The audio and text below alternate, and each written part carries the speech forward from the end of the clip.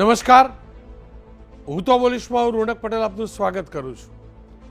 હું તો બોલીશના જે સતત 1960મો એપિસોડ અને 1960મા એપિસોડના 3 મુદ્દા છે.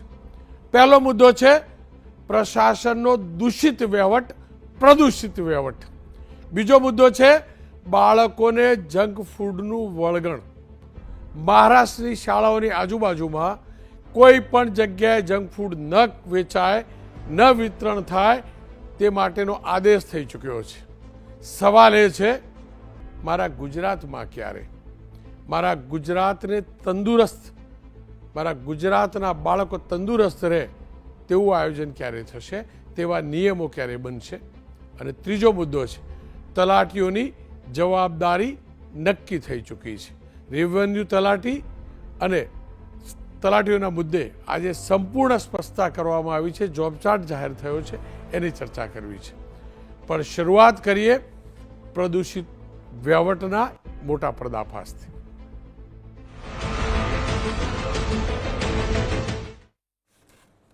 પ્રશાસનની જવાબદારી છે શુદ્ધ હવા, શુદ્ધ પાણી અને કોઈ પણ પ્રકારનું જમીન પરનું પ્રદૂષણ ન રહે એનું ધ્યાન રાખવાની.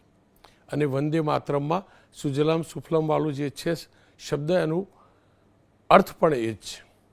પણ દુઃખની વાત એ છે પ્રશાસનોની લાપરવાહીના કારણે હવા પ્રદૂષિત થાય છે, જમીન દૂષિત થાય છે, ભૂગર્ભ જળ દૂષિત થાય છે, વાયુ પ્રદૂષણ થાય છે, નદીઓ પ્રદૂષિત થાય છે, કેનાલો પ્રદૂષિત થાય છે. અને આજે એટલે બોલવું છે, એક નહીં 4 અલગ અલગ જગ્યાના આ દ્રશ્યો આવ્યા છે. 4 અલગ અલગ રિપોર્ટ છે. ઉત્તર ગુજરાત પાટણ, સૌરાષ્ટ્ર ભાવનગર, મધ્ય ગુજરાત આણંદ અને સ્માર્ટ સિટી આધુનિક શહેર, હિસ્ટોરિકલ શહેર અમદાવાદ. શરૂઆત પાટણથી કરીએ. 5700 ચોરસ કિલોમીટરમાં ફેલાયેલું આ નગર સોલંકી યુગ સુવર્ણકાળ હતો. આખા દેશમાં એનું નામ હતું.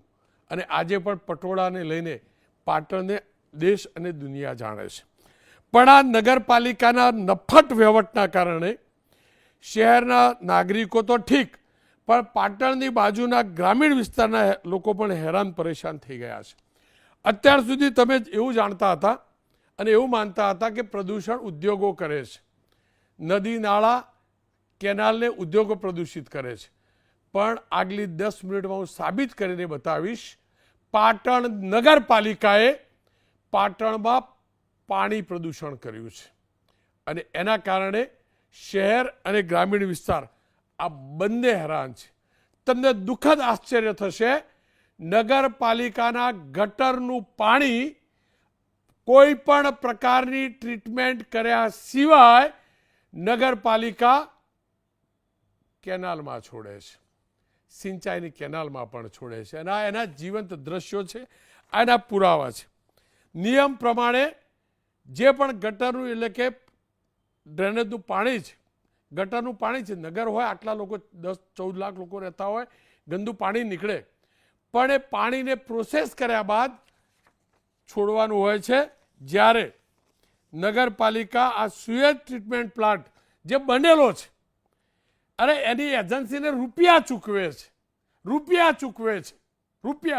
છે લોકોના ટેક્સમાંથી, પણ એક બુંદ પણ ટ્રીટમેન્ટ થતું નથી એ પાણી અને નહેરમાં છોડવામાં આવે છે. પાટણના 2 દ્રશ્યો જોજો, એક પાટણ શહેર અને પાટણના ગામડાની હાલત જોજો. આ પાટણ નગરપાલિકાની નરી મૂર્ખતા, નફટાઈના કારણે જે સ્થિતિ થાય છે ને એ જોજો. અને આ અહેવાલ પ્રસારિત કરતા પહેલા પાટણ નગરપાલિકાના ચીફ ઓફિસર, પાટણ નગરપાલિકાના અધ્યક્ષ, શાસક પક્ષના નેતાઓ એમને ફોન કરી પૂછીને એબીપી અસ્મિતાના રિપોર્ટર એજાજ મંસૂરી થાકી ચૂક્યા છે. પણ નગરપાલિકા કોઈ સ્પષ્ટતા કરવા તૈયાર નથી. અને હું એટલે જ એમનો પક્ષ નથી મૂકી શકતો અને મૂકવાનો પણ નથી. જો એમનામાં ત્રેવડ ના હોય ને એક નગરને શુદ્ધ રાખવાનું. હાલત એ છે, શાળાના બાળકો હેરાન છે. 2 દ્રશ્યો પૈકી જે હાલત છે ને એની અલગ અલગ વાત કરવી છે. સિંચાઈ વિભાગ જેની કેનાલમાં પાણી છોડાય છે ને, પાટણ નગરપાલિકાની આ ગંભીર બેદરકારીની સામે એક વાર નહીં 4 વાર સિંચાઈ વિભાગ પત્ર લખી ચૂક્યો છે. 4 વાર એમાં સ્પષ્ટ લખ્યું છે કે બ્રાન્ચ કેનાલની નીચે મુજબની જગ્યાએ તમે પાણી છોડો છે. પત્ર પણ જોજો, તમે એ પત્ર જોજો. આ પત્ર જુઓ, 4 જગ્યા, 4 અલગ અલગ તારીખના પત્ર. એમાં સ્પષ્ટ લખ્યું છે ખેડૂતો હેરાન થાય છે ગંદા પાણીના કારણે. એમાં સ્પષ્ટ લખ્યું છે કે અનેક સરપંચોની ફરિયાદ મળે છે. આ અનાવાડા જે નહેર છે ને એની ક્ષમતા સાથેનું આખું લખાણ તમે વાંચી લેજો, આખું લખાણ વાંચી લેજો. એમાં સ્પષ્ટ લખ્યું છે કે નગરપાલિકા કયા કારણોસર નગરમાં ગટરનું ટ્રીટ કર્યા સિવાયનું પાણી છોડે છે. આ દૂષિત પાણીની દુર્ગંધ એ વિસ્તારમાં એટલી છે, અને સિંચાઈની કેનાલ એની અંદર જે પ્રકારની સ્થિતિ કરી છે, કોઈ પણ જાતની મંજૂરી નથી કેનાલમાં ગટરનું પાણી છોડવાનું. આસપાસના રહીશોનું જીવન હરામ થઈ ચૂક્યું છે.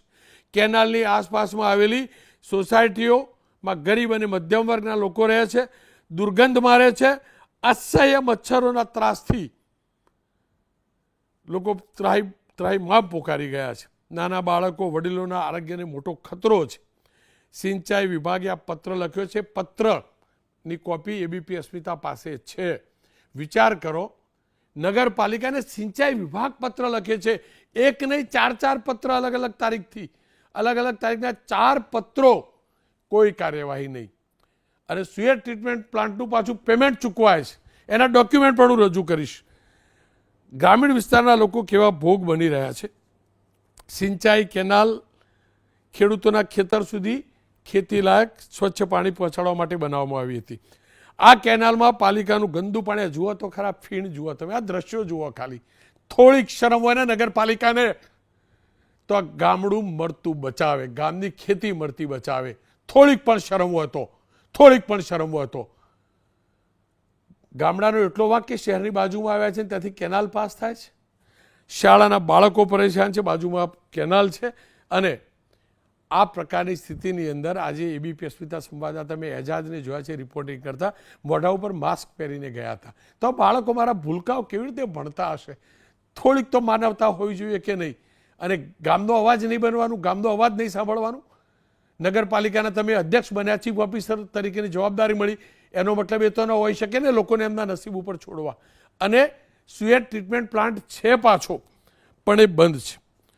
બેદરકારી જબરજસ્ત છે. શિક્ષકો હેરાન છે, બાળકો હેરાન છે. ગંદુ પાણી નહીં છોડવામાં આવે ને, બંધ કરવામાં આવે ને તો આગામી દિવસોમાં નગરપાલિકા કચેરી હલ્લાબોલનો ઘેરાવ કરવાની પણ ચીમકી ગ્રામજનોને આપી છે. કરે તો શું કરે, બિચારા બાબડા કરી નાખ્યા છે. આ જુઓ તો ખરા હાલત. આ કેનાલ જે પાણી ખેતી માટેનું વહન કરવા માટે છે, સિંચાઈની કેનાલ શું વહન કરે છે? કોઈ પણ પ્રકારનું ટ્રીટમેન્ટ કર્યા સિવાય આખા પાટણનું ગંદકી વહન કરે છે, ગંદકી વહન કરે છે. દર્દ સાંભળી લેજો ગ્રામીણોનું. સિંચાઈ વિભાગ તરફથી વતરાસે કેનાલમાં સિંચાઈ માટે પાણી નાખેલું આવતું, પણ છેલ્લા 2-3 મહિનાથી સુધરાઈ દ્વારા ગંદુ પાણી અને નાખવામાં આવે છે, જેના કારણે આજુબાજુના રહીશોને રહેવા બહુ તકલીફ હોય છે. બહુ ગંદ મારે છે સાહેબ. રાતે ઊભું રહેવાતું નહીં અમારું હોય. આજુબાજુ હોય બોકડા નાખેલા છે ને, રાતે માણસો આવીને બેસે પણ બેસી શકતા નહીં હોય. બહુ રાતે આમ બહુ પવન આવે ને તો બહુ ગંદ આવે. આ નહેરની અંદર નગરપાલિકા તરફથી છેલ્લા 2-2.5 મહિનાથી ગટરનું પાણી નાખવામાં આવેલું છે, અને એટલું ગંધ મારે છે કે અમારે જ્યારે પવન અમારી બાજુ આવે કે દક્ષિણ બાજુ આવે કે ઉત્તર બાજુ આવે, પણ કોઈને બહુ હેરાનગતિ થાય છે. અને ત્યાં મચ્છરો પણ બહુ છે. બાળકો બાજુમાં નિશાળની નજીકમાં, નહેરની નજીકમાં એક શાળાના રૂમો આવેલા છે, એ પણ બાળકોને બહુ તકલીફ પડે છે. કેનાલમાં ગંદુ પાણી ઘણા સમયથી આવી રહ્યું છે. ગામવાળા અમારા બાળકો બધા બહુ એનાથી હેરાન પરેશાન છે, પણ હવે એનો કોઈ નિકાલ હજી સુધી થઈ શક્યો નથી. ગામવાળા સરપંચે ઘણી બધી રજૂઆતો કરી છે, આગળ ગામવાળાઓએ કરી છે. અમે તો હવે શાળાના બાળકોને અંદર સાચવીએ, પણ તો વાસ આવ્યા વગર તો રહેતી જ નહીં, દુર્ગંધ તો આવવાની જ. અને આ ચાંદીપુરા રોગ હમણાં ચાલી રહ્યો છે, એના કારણે બાળકોની સલામતીનું વિચારવું જોઈએ. આ પાણી 2 થી અઢી મહિનાથી એક ધારું નગરપાલિકા પાણી છોડતું આવે છે. એક દિવસ પણ ગટરનું પાણી બંધ કરતી નથી. દુર્ગંધ એટલે સાહેબ બીમારી ફેલાય ગામની અંદર એવી દુર્ગંધી આવે છે. અને નહેરની બંને સાઈડે મારા નવીન ગામતળના મકાનો આવેલા છે. પબ્લિક 40 થી 50 મકાન નહેર ઉપર જ આવેલા છે અને પબ્લિક રહી શકે નહીં. રાતના સમયે આરામ પણ 2 કલાકના રહી શકે. મચ્છરોનો પણ ઉપદ્રવ બહુ છે અને આ પાણીથી બહુ અનાવાડાની અંદર પબ્લિકને આરોગ્ય સાથે નુકસાની થાય એવી ભીતિ છે સાહેબ. માત્ર ઇરિગેશન વિભાગે નહીં, રાજ્ય પોલ્યુશન કંટ્રોલ બોર્ડે પણ પાટણ નગરપાલિકાને નોટિસ આપી છે. બંને સરકારી વિભાગ, વિચાર તો કરો તમે, આ વિચાર કરો તમે. આ નોટિસમાં સ્પષ્ટ લખ્યું છે, આ નોટિસ તમે જોઈ શકો છો. એકદમ સ્પષ્ટ સવાલ પણ છે અને સ્પષ્ટ લખ્યું છે કે આ પ્રકારની સ્થિતિ કેમ છે. 5 ઓગસ્ટે તાજેતરમાં આપ્યો, મુલાકાત લીધી છે. મુલાકાત સમયે એસટીપીના બધા જ યુનિટ બંધ જોવા મળેલ છે. સ્પષ્ટ લખ્યું છે કે જ્યારે પોલ્યુશન કંટ્રોલ બોર્ડવાળા તપાસમાં ગયા એટલે સુએજ ટ્રીટમેન્ટ પ્લાન્ટ એના તમામ યુનિટો બંધ છે. ફ્લો મીટર બંધ છે, એટલે કે પાણી નીકળે છે સાફ કરી અને એનું જે ગણતરી થાય એ મીટર બંધ છે. ટ્રીટમેન્ટ કર્યા સિવાય દૂષિત પાણીનો ડાયરેક્ટ નિકાલ થાય છે. એની અંદર એ રિપોર્ટમાં લખ્યું છે. એબીપી અસ્મિતા પાસે આની કોપી છે. મુલાકાત સમયે ક્લોરિનિફિકેશન પણ બંધ છે, એટલે ક્લોરિન અંદર નાખતા હોય એ પણ બંધ છે. આ પોલ્યુશન કંટ્રોલ બોર્ડનો આ અહેવાલ છે, એની આ કોપી છે, એને નકલ છે. 5 તારીખ એટલે તાજેતરની અંદર જ ત્યાં પ્રકારનું થયું છે. હવે સ્થિતિ સમજો આ કેમ છે. આરોપ એવો છે કે ટ્રીટમેન્ટ પાણીનું થતું નથી અને તમે પ્લાન્ટ જોજો, પ્લાન્ટની હાલત જોજો. પહેલાં એ સડી ગયેલી હાલતનો પ્લાન્ટ જોજો, સુએજ ટ્રીટમેન્ટ પ્લાન્ટ, એના વિઝ્યુઅલ જોજો એટલે આઈડિયા આવી જશે તમને. સુએજ ટ્રીટમેન્ટ પ્લાન્ટ જે પોલ્યુશન કંટ્રોલ બોર્ડ ગયું હતું ત્યારે જે જોયું તો આ જુઓ બંધ પડેલો છે. વાત એવી છે કે વર્ષ 2014થી 16 દરમિયાન જીયુડીસીએ આશરે કરોડો રૂપિયાના ખર્ચે આ પ્લાન્ટ તૈયાર કર્યો. છેલ્લા 3 વર્ષથી એટલે કે 2023થી આ પ્લાન્ટનો સંચાલનનો કોન્ટ્રાક્ટ એક ખાનગી એજન્સીને આપ્યો. પ્લાન્ટનું હાર્ટ ગણાતી આધુનિક સિસ્ટમ સ્કાડા સંપૂર્ણપણે બંધ છે. મુખ્ય સિસ્ટમ બંધ હોય ત્યારે પ્લાન્ટ ખરેખર કઈ રીતે કાર્યરત હોય શંકાના દાયરામાં છે. પણ આ એજન્સીનું બિલ દર મહિને પાણી ટ્રીટ કર્યું એ પ્રકારે જે કોન્ટ્રાક્ટના નિયમો તે પ્રમાણે આ બિલ જુઓ છો, બિલની નકલ જુઓ છો, એ ચોપડે ઉધારાય છે એ જુઓ છો. 2,28,000 રૂપિયાનું બિલ આવે છે.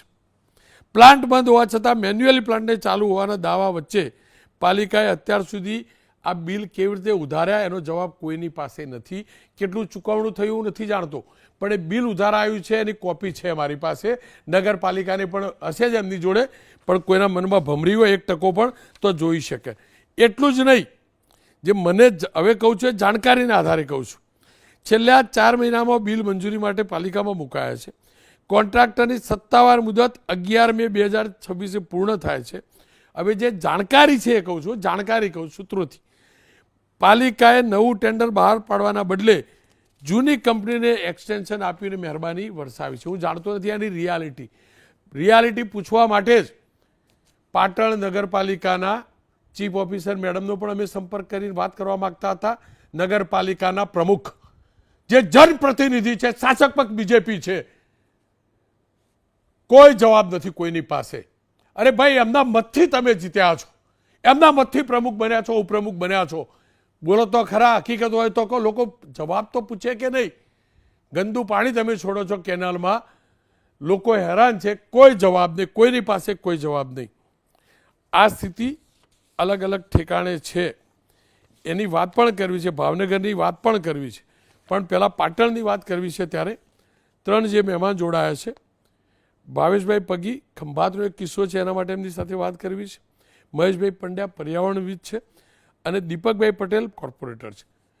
દીપકભાઈ, છે શું તમારા નગરપાલિકામાં મને કહો ને, છે શું હાલત શું કરી પાટણની? રોનકભાઈ, આપે જે આ મુદ્દો ઉપાડ્યો છે આ મુદ્દા સાથે 3 મહત્વની બાબતો જોડાયેલી છે: ભ્રષ્ટાચાર, આરોગ્ય અને ખોફ. એટલે આ 3 મુદ્દા સાથે આપણે આજે મુદ્દો ઉપાડ્યો છે. એ બદલ એબીપી અસ્મિતાનો હું ખૂબ ખૂબ આભાર માનું છું અને આપનો પણ ખૂબ ખૂબ આભાર માનું છું. આ એસટીપી પ્લાન્ટ 2014 થી 2016 ની અંદર નિર્માણ થયો. આ નિર્માણ થયો ત્યારથી જ ક્લોરિનેશનનો વિભાગ બન્યો, પરંતુ ક્લોરિનેશન બિલકુલ કરવામાં આવ્યું નથી. એક દિવસ પણ ક્લોરિનેશન આ પ્લાન્ટની અંદર થયું નથી. અને 2023 જ્યારે આ ટેન્ડર કરવામાં આવ્યું એસટીપી પ્લાન્ટનું, પહેલા માઇક્રો બેઝર ટેકનોલોજી કંપની હતી. એ કંપનીનું ટેન્ડર પૂરું થતા એને સ્કાડા સિસ્ટમ બંધ હાલતમાં નગરપાલિકાને હેન્ડઓવર કર્યું. ખરેખર તો રોનકભાઈ નિયમ એવો છે કે જે પરિસ્થિતિમાં ટેન્ડર આપણે પાડ્યું હોય અને જે પરિસ્થિતિમાં એસટીપી પ્લાન્ટ આપણે કોઈ પણ એજન્સીને ચલાવવા માટે આપ્યો હોય, એ જ પરિસ્થિતિમાં ટેન્ડર પૂરું થાય ત્યારે આપણને પાછો લેવાનો હોય. પરંતુ આ નગરપાલિકાની કમનસીબી ગણો કે પછી મૂર્ખામી ગણો, એમને સ્કાડા સિસ્ટમ બંધ હાલતમાં સ્વીકારી લીધો. સ્કાડા સિસ્ટમ એટલે આ એસટીપી પ્લાન્ટનું હૃદય કહેવાય કે ઓટોમેટિક તમામ ઓપરેટિંગ સિસ્ટમ થાય, જેના કારણે આ પાણી ટ્રીટ થઈ અને પાણીનું શુદ્ધિકરણ થઈ અને ઓક્સિડેશન પ્લાન્ટમાં જાય. આ બધી ઓટોમેટિક સિસ્ટમ હોય. કયા દરેક ફ્લો મીટરમાં રીડિંગ થાય, કયા ટાઈમે કઈ સિસ્ટમ ચાલુ થાય, બધું ઓટોમેટિક હોય. એને સ્કાડા સિસ્ટમ કહેવાય છે. પરંતુ આ સ્કાડા સિસ્ટમ બંધ હાલતમાં ટેન્ડર કરવામાં આવ્યું 2023માં અને હર્ષ એન્ટરપ્રાઇઝ કંપનીને આ ટેન્ડર આપી દેવામાં આવ્યું. અને 2023ના 5મા મહિનાથી આ 5મા મહિના સુધીના તમામ બિલો આ એજન્સીને ચૂકવી દેવામાં આવ્યા. અને આ પેમેન્ટ પણ સ્વભંડોળમાંથી ચૂકવવામાં આવ્યા. લોકોના ટેક્સના પૈસા છે. અને આ ટેક્સ એટલે નગરપાલિકાને ચલાવવા માટેનું જે ભંડોળ કહેવાય મહત્વનું, એ ભંડોળમાંથી ચૂકવવામાં આવે છે. અને અત્યાર સુધી મારી ગણતરી પ્રમાણે અંદાજિત 60 લાખ ઉપરના બિલો ચૂકવી દેવામાં આવ્યા છે. ખોફ એટલે કીધો મેં કે આ ચીફ ઓફિસર તમારા રિપોર્ટર અમારી જોડે હાથે હતા. અત્યારે ભૂગર્ભ ગટરમાં મને બોલાવ્યો હતો, એમને જે માહિતી જોઈતી હતી એ માહિતી મેળવવા માટે. તો અમે બંને સાથે ભૂગર્ભ ગટરમાં ગયા, એન્જિનિયરને બોલાવ્યા. એન્જિનિયરે કર્મચારીઓને કીધું કે ભાઈ અમને જે જોવો એ ફાઇલમાં બતાવો અને એમને જે જોઈતી હોય માહિતી આપો. તેમ છતાં ઓફિસમાં 4-5 કર્મચારી હતા. એક પણ કર્મચારીની હિંમત ના ચાલી કે તિજોરીમાંથી ફાઇલ કાઢી અને તમારા રિપોર્ટરને આપો. એટલો તો આ ચીફ ઓફિસર સાહેબનો ખોફ છે કે એક પણ કર્મચારી, એક પણ કાગળ આપો. અમે નગરપાલિકામાં ચૂંટાયેલા સદસ્ય છીએ રોનકભાઈ.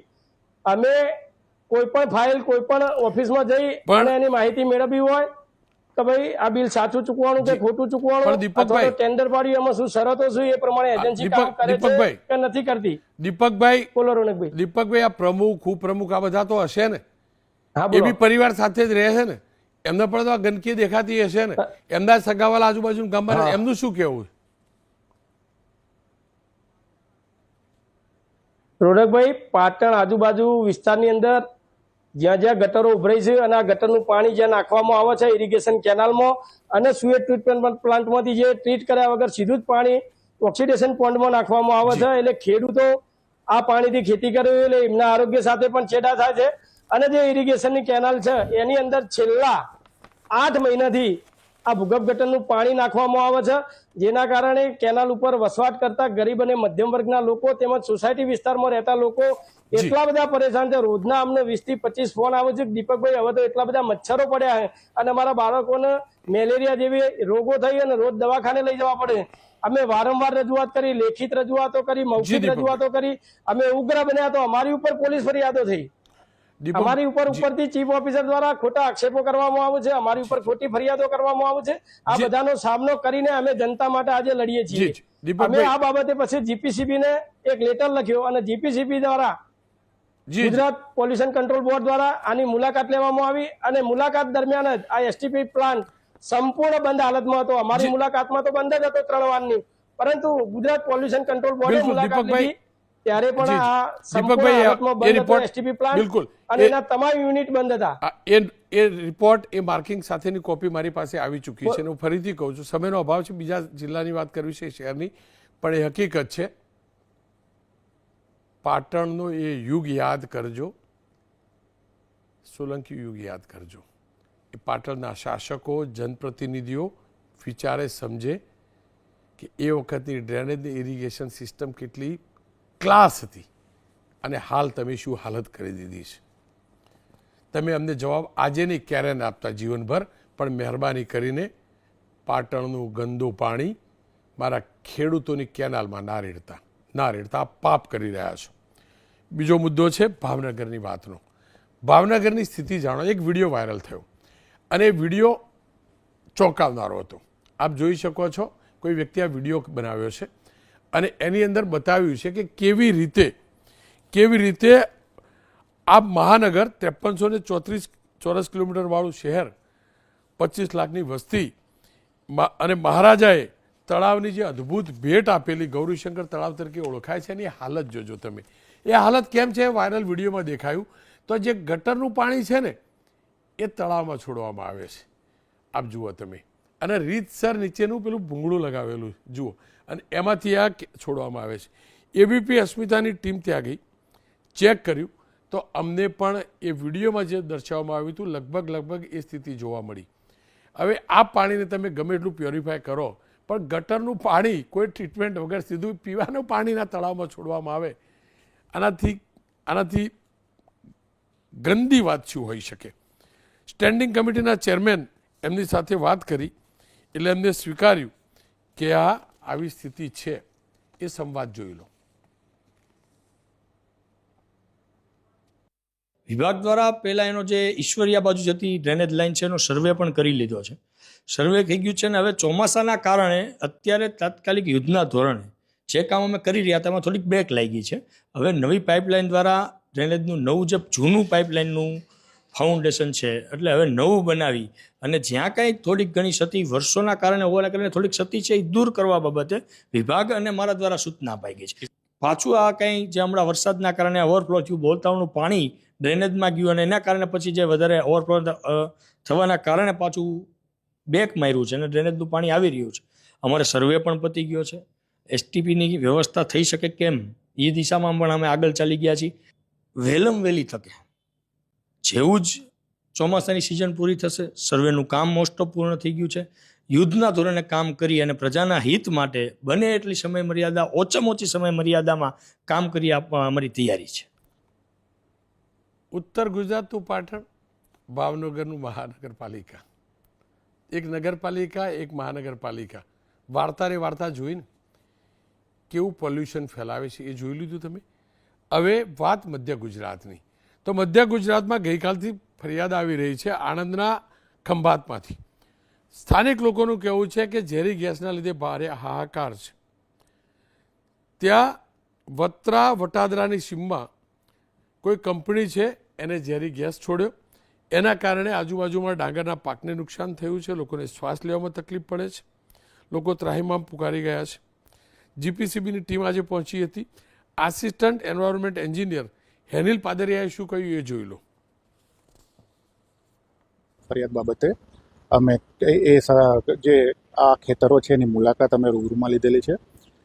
વધુમાં ફરિયાદના સંદર્ભે હાલમાં અમે અલગ અલગ જે એકમો કલમસર વિભાગમાં આવેલા છે ત્યાં વિઝિટ કરીએ છીએ. બીજું હાલમાં તપાસ ચાલુ છે. અત્યારે અમે Rohan dyes and intermediate limited unit 2ની વિઝિટ કરેલી છે. આ ખેતરમાં પ્રાથમિક રીતે જોવા જઈએ તો ખેતરના જે પાકના પાંદના ઉપરના ભાગ સુકાયેલા તથા કલર ચેન્જ થયો હોય એવું પ્રાથમિક રીતે જાણવા મળે.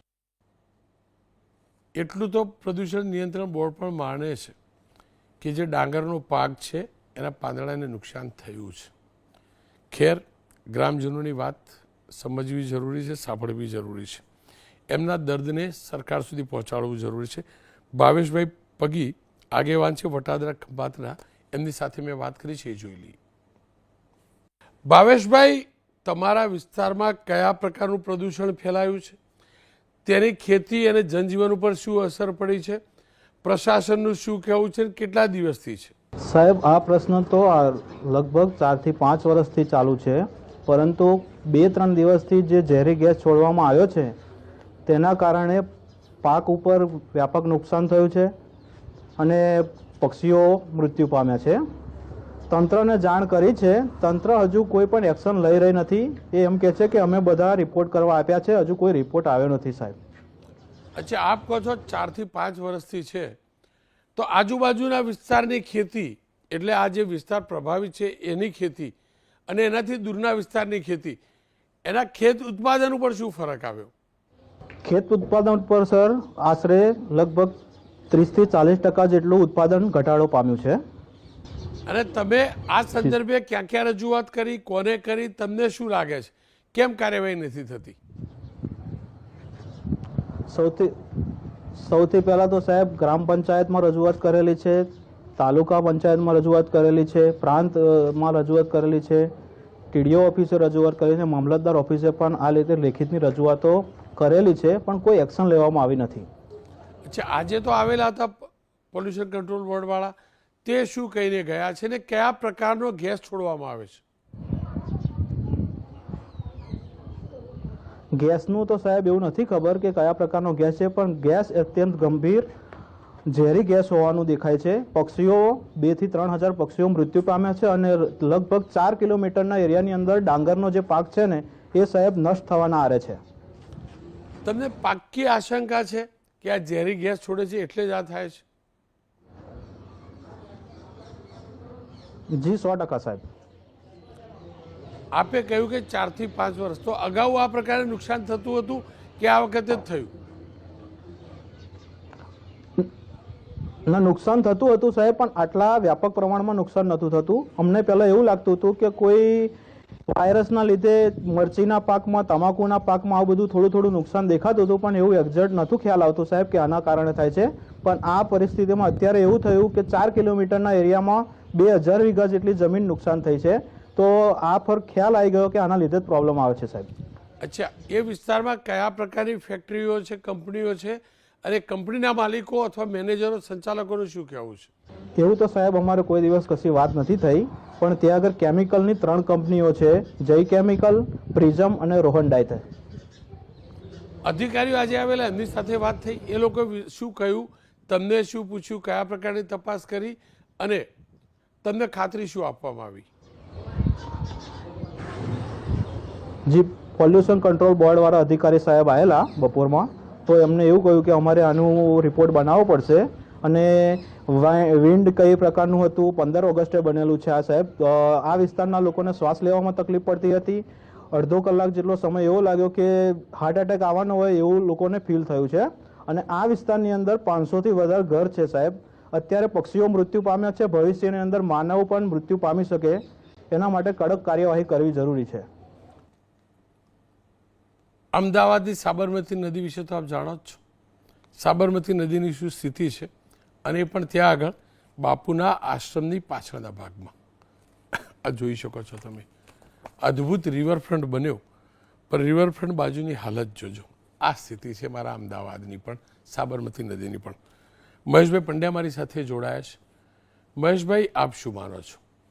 શું કારણ આ પ્રકારની બેદરકારીઓ અલગ અલગ મહાનગરપાલિકા, નગરપાલિકા અથવા ગ્રામીણ વિસ્તારમાં?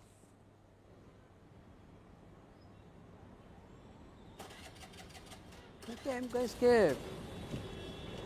તંત્રની બેદરકારી, અને તંત્ર એટલે એમાં મંત્રીઓ પણ આવી જાય, મુખ્યમંત્રી પણ આવી જાય. કારણ કે સીવેજ ટ્રીટમેન્ટ પ્લાન્ટ ચાલતો ના હોય અને એના બિલ ચૂકવાય, પ્રદૂષણ નિયંત્રણ બોર્ડ પોતે નોટિસ આપે અને તોય કંઈ પગલાં ના લેવાય.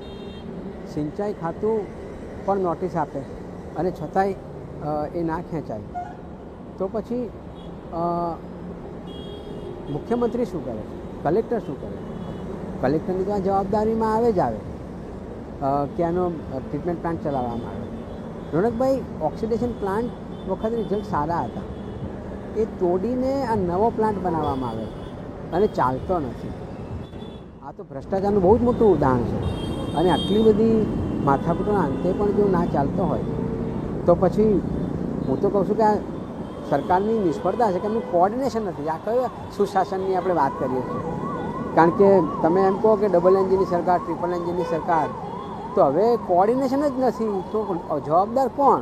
જો સિંચાઈ ખાતાનું ના સાંભળતા હોય, પ્રદૂષણ નિયંત્રણ બોર્ડનું ના સાંભળતા હોય, તો તંત્ર સાંભળે કોનું? અને તંત્ર એટલે કયું તંત્ર?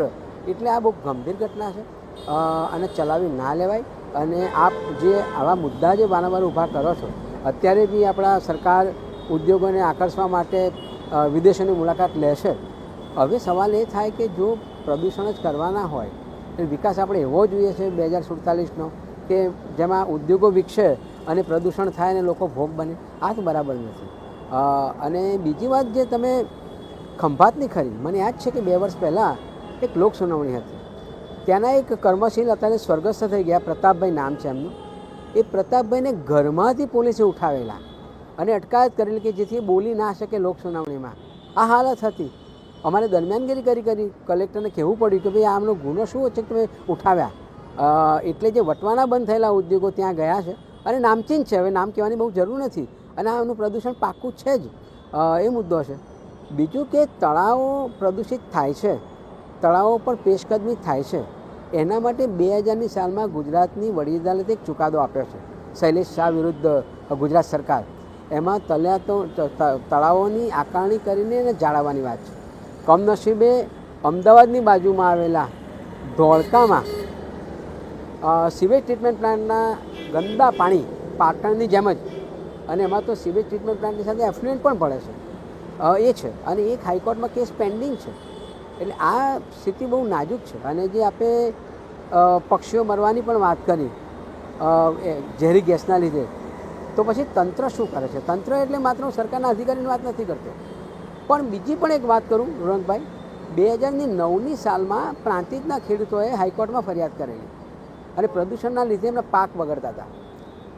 હાઈકોર્ટે એક ફોર્મેટ આપી છે કે દરેક જિલ્લામાં જિલ્લા કલેક્ટરના અધ્યક્ષપદે એક સમિતિ બનાવવામાં આવે અને એ સમિતિ આ પ્રદૂષણની ફરિયાદો જે છે તે આકારણી કરે અને એમને વળતર ચૂકવે. આજ દિન સુધીમાં કમિટીઓ તો બની ગઈ છે, પણ આવા કેસ એ કમિટીઓ સુધી જતા નથી, વળતર ચૂકવાતું નથી.